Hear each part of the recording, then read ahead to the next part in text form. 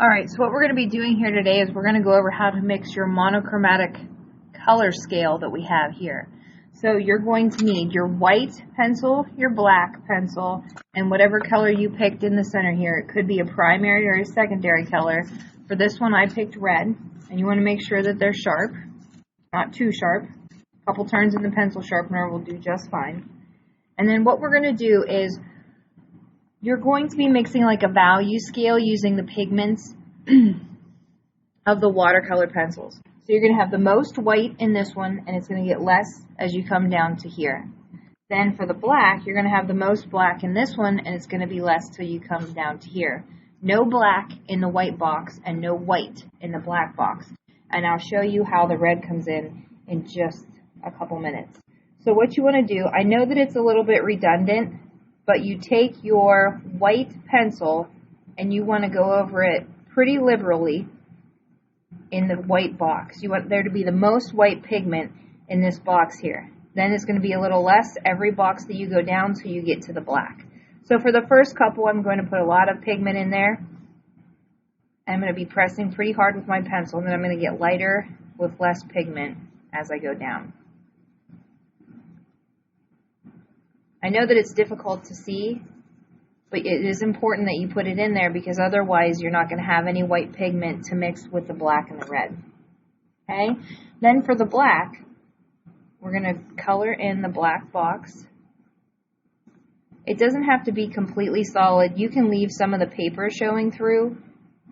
You don't have to push very hard for this because you do want to see how the red is going to interact with the black. And then what you're going to do is every box after that is going to be a little less black pigment in each box. And black is a pretty strong color to tint or to shade with.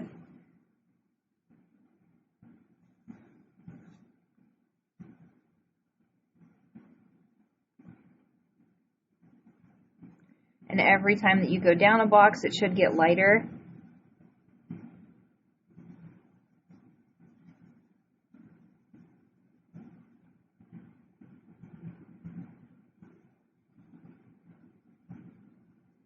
Until there's almost no white in the no black, I'm sorry, in the next to the last box. Okay? No black in the white box, no white in the black box. Then what you're going to do with your, whatever color you chose here, it could be red, orange, violet, blue, green, or yellow. You're just going to go over the whole thing. So you can just shade over the whole thing. You don't have to push extremely hard when you're using the colored pencil.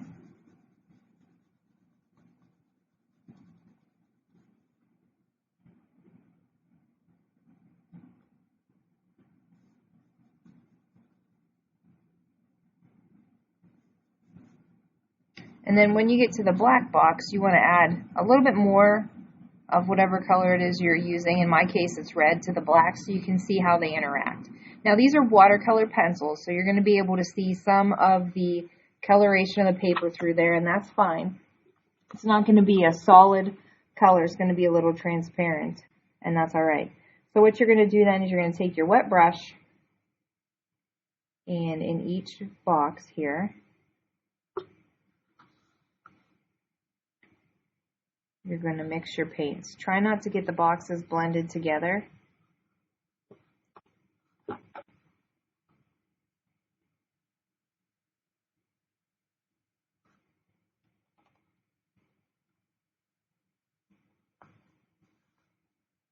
And hopefully you'll begin to see the color differentiation of how they change.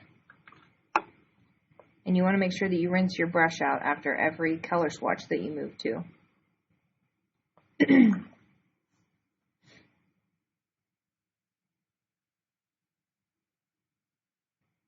And the black one I know looks totally black here, but you will be able to see some red flecks show up through it.